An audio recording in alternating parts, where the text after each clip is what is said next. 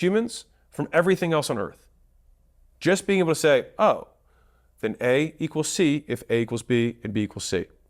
And so the idea is that we have generalizable skills. You can learn how to work hard at anything. And just about everyone here has worked hard at something. Maybe it was video games, maybe it was one particular course in one particular year for one particular teacher, but you have done something. And the idea is to take that something and say, because I did it that time, I can do it again. And to be able to consistently apply that, and then what happens is you create this snowball until eventually you have this feeling that you walk in a room and you're like, I am inevitable. I may not get it the first time, but I will get it. Because I will either die or I will figure it out. And I've got a lot of life left to live. So if you're under 30 and you have no responsibilities, I recommend working as many hours per week as humanly possible. Because you will never be able to work this hard again. And the compounding effects of a few years of hard work like this can set you up for your life for decades.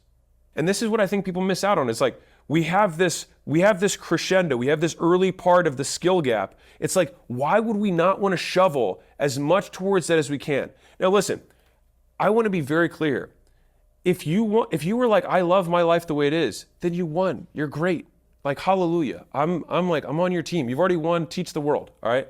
But for everyone who's dissatisfied with where you're at, and if you don't have these responsibilities, if you're like, well, I have 3 kids, it's like, okay, then you have trade-offs. I mean, straight up, you've got trades. But if you don't have those responsibilities, and you do have the time and you do have the energy, and you are not happy with where you are, or rather you would like it to be better, your business to be better, your career to be better, whatever it is, why not give this time and this energy? Because that is the time you have it.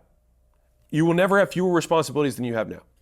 And I think it's worth digging the well before you're thirsty. Because having to do that later, not to say impossible, just harder.